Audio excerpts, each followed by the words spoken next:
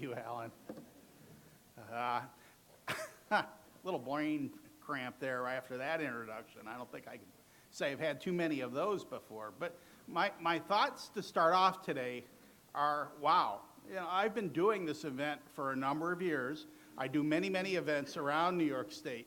But there's something about the turnout today, the energy level in this room that I feel is different than I've felt in quite a long time. And I think that in itself can be an indicator of what 2018 and beyond is setting up as. I always get asked when I come to an event like this, do you have good news for us today? And as an economist, I say, of course. And I also say, on the other hand, we do have some challenges that we'll look at. But by and large, I'm excited about 2018, like I haven't been throughout this entire 9-year journey that we've been on since the end of the Great Recession. I'm going to look at some of those big picture national trends to set us up for what's going to happen in the CenterState region. I think those trends are very encouraging. When we do get to the local perspective, we know we have our challenges, but I think by and large we are moving forward. The question that I have for Central New York and much of New York is, are we going to have the workforce that we need to go forward? And so much of my discussion today will center around those challenges. By and large, though, in an environment that is poised for the best growth we've seen in nearly a decade. Why am I excited? Well, if you look at GDP, the value of all goods and services at the national level, it has been a slog for many years now since the end of the recession in 2009. The terrible 2% type growth that we've been facing has been tough to challenge or tough to navigate. We have done a reasonable job doing that, but if you look at the most recent 2 quarters, we see something different. 3%. That's where we need to be as a country. That's what we have been striving so hard to get to. And now we've strung 2 quarters together in a row of those kind of numbers. I think that kind of setup for 2018 is important and is going to be much more reflective of what we see in the year ahead going forward from here. Why am I optimistic about that? Well, look at a couple of the important trends in the economy. Job openings in our upper graph here at nearly a record high of 6 million openings in the country. We're creating around 2 million new jobs a year. We have the openings for 3 times that level. Employers want to bring on new people. The question is, are the people equipped to fill these jobs? Can we put people to work? The good news is the demand is there. The leading indicators, another bellwether set of numbers in terms of looking forward to the near term, that trend is looking very positive. We're not seeing anything like a topping out of the growth, and in fact, a bit of an acceleration heading into the year, which should, again, presage a nice beginning to the year and a follow-through from here. We've heard a couple comments already about sentiment, optimism. Certainly, the country is feeling much, much better than it has in a long time. Whether it's small business optimism at a record high going back over 40 years to consumer confidence, which again is at a nearly 17-year high.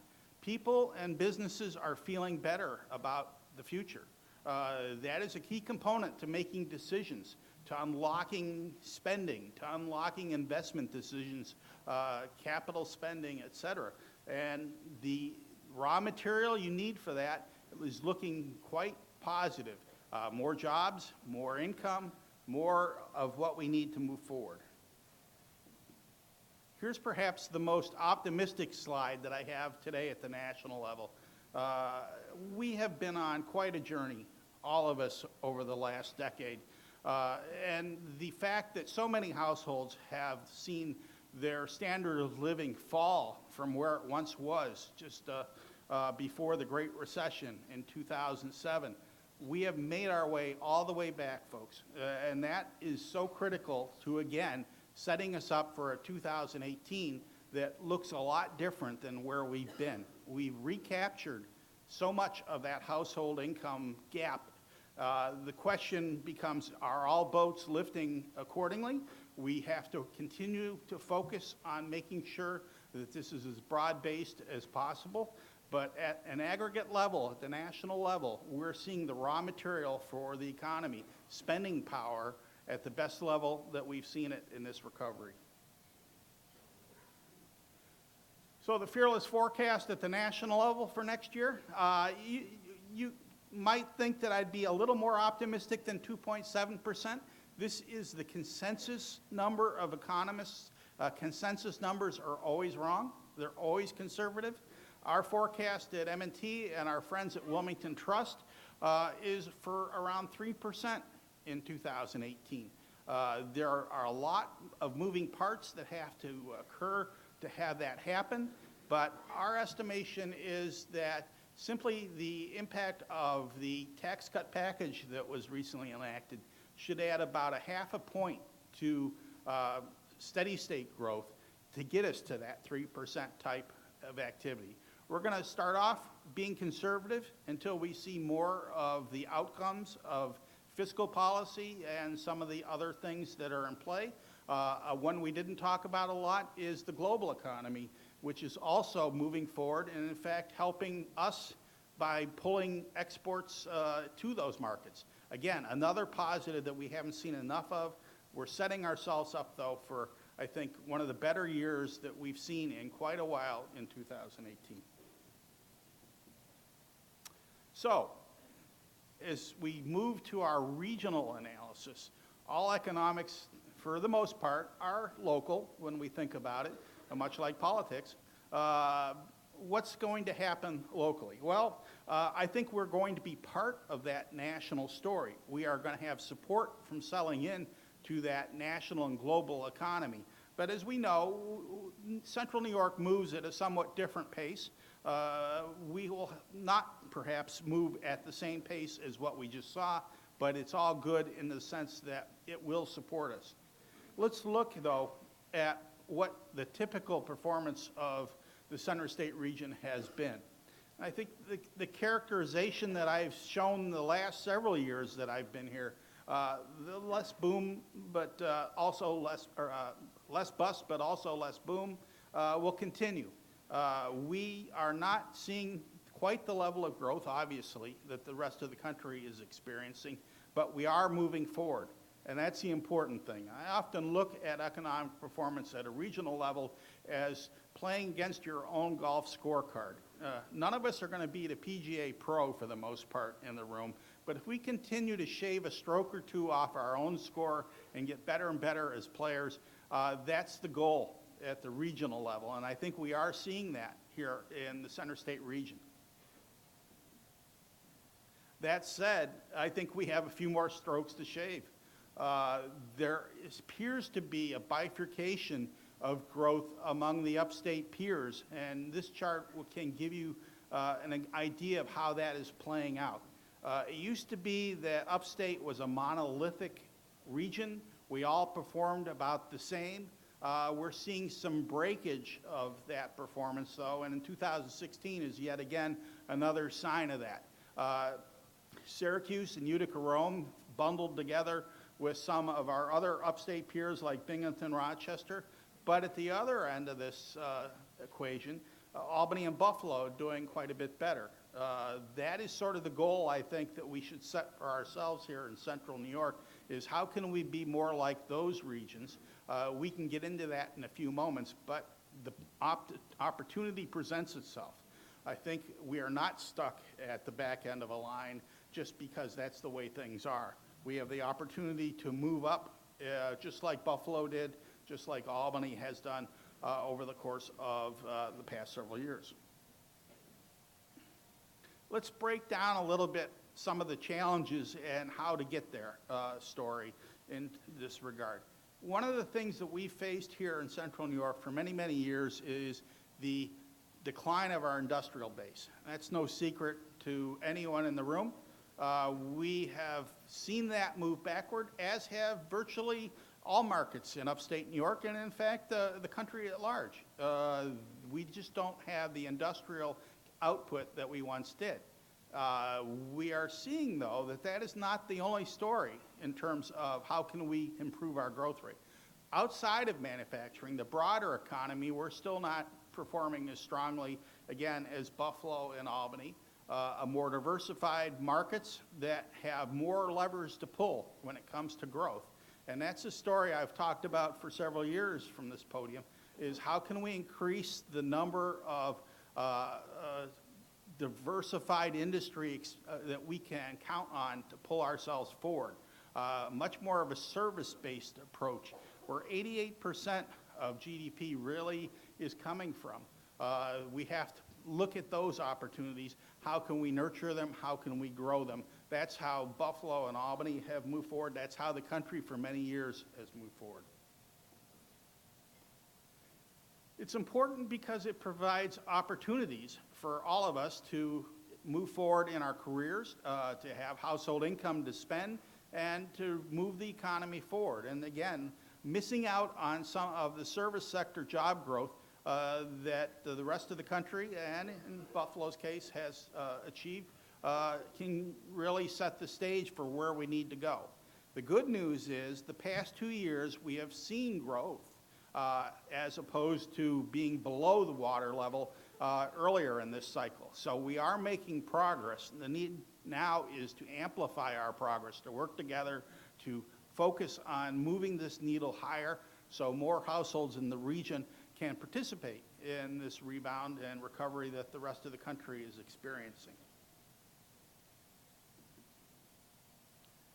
What industries are we doing well in? What areas could we focus on for better growth? Clearly, retail, leisure, hospitality is an area that we have done quite well in this region. We are not going to match the national numbers in many of these cases because of differing population growth trends, but by and large, we are seeing progress there. We're seeing progress in our eds and meds, education and healthcare as well. Not as much as the rest of the country, but moving that needle higher as our local entities expand and invest and create new opportunities.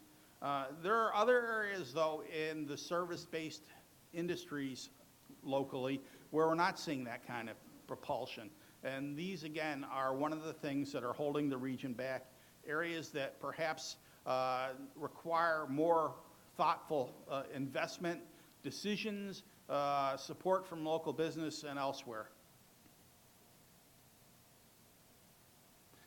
Now, I want to finish up with a focus on the workforce.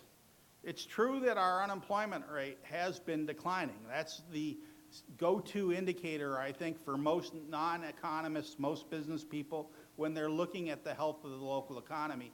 It can tell you some things, but not all things about what are happening. We are seeing that number come down. We're seeing the conversation switch from can I expand my company to can I find the right people to help me expand. As the labor market tightens, that is becoming more and more difficult. But we also have to realize there's a fundamental shift in the workforce that's going on, and understand this shift in terms of helping us with public policy and business decisions. If you look at the job creation levels in terms of the workers' educational attainment, it's stark in terms of the differences in opportunity and growth between those with higher education and those that do not have that level of skill. I'm not saying that everyone in the market needs to go out and get a 4-year plus degree, not at all. But I think this is a good proxy for the skill set challenges that we have, the labor force challenges that present us with an opportunity to how can we improve the workforce in all aspects, whether it's at that highly skilled level that requires a lot of education and training, or those opportunities where you don't need to have as much formal education, but perhaps more apprentices, more internships, more on the job, more self-education on the part of the workforce to become better equipped to deal with a economy that is increasingly reliant on more skills, more of everything when it comes to the requirements on the employee. Here's probably the most encouraging sign that we are moving forward as a region. The aggregate payroll income of all workers, private sector workers in the CenterState region adjusted for inflation. You can see the last 2 years have been a very nice rebound from somewhat flat numbers over the course of the 2009 to 2014 period. This is important from the standpoint it gives us more spending power that really translates into economic activity. It's a sign that we are making progress. So when we look to our community and say, are we making progress? This is an indicator I think is very critically important to measuring that progress. That said, is the progress being distributed across all households? Is it being equitable in terms of the winners and those that are less participating in this recovery? And I have to say, again, probably not at this point. If you look at the industries where the share of that gain that we saw on the previous slide is distributed, manufacturing, retail, leisure, hospitality are not seeing the increases in pay and compensation to the same degree as those in private education, healthcare, business services, some of the more skilled areas that basically have one requirement. Employees that do have a little more knowledge, do have more skills and formal training. And that is sort of the breakdown that I see going forward that we're going to have to really focus on in upstate New York, in central New York. If we're going to grow our economy, we have to have the workforce that's equipped to meet the needs of our employers to move the needle forward. We're not going to do it simply by putting up buildings, building infrastructure, and hoping for the best. We have to invest in ourselves. We have to make sure that we are the best workforce we can be, whether that's individual responsibility on the part of all of us, on the part of your companies and organizations that support economic activity. We have to really focus on that labor component and making sure that the training skill sets and other softer skills, just showing up for work, are addressed at all levels of the region. I'm really encouraged, though, to finish up with the last slide, that this is something that our leaders locally know and are addressing and are working hard to bring forward, that we're not simply looking at making investments that look good and spend a lot of dollars on something that on the if come, that we really have to take a deeper dive in the investment in ourselves. We are seeing the equation move in that direction. And I think as we look forward to the future, the success of Central New York is going to depend on this workforce component to a large degree. And we have to make sure that it's part of our economic development focus going forward. That puts everything on all of us. We can't sit back and say, all right, we'll let our leaders make decisions about where to spend money that will drive the economy forward. This is much more at the aggregate level of each and every one of us, making investment in ourselves, making investment in our companies' training, making investments in our education, and really making it a conversation that's community-wide. I think this is a region that has remarkable skills and abilities. We have to continue to build on those. So with that, I'm going to wrap up and say 2018 looks like an exciting year. The energy levels in the country are rising. The energy levels here, just from the demonstration of this room today, are rising. And I look forward to seeing the byproduct of each and every one of your efforts to move this needle forward. Hopefully next year, if I come back again, we can show more good progress. but it's all up to us, folks. We have to make sure that each and every one of us is participating.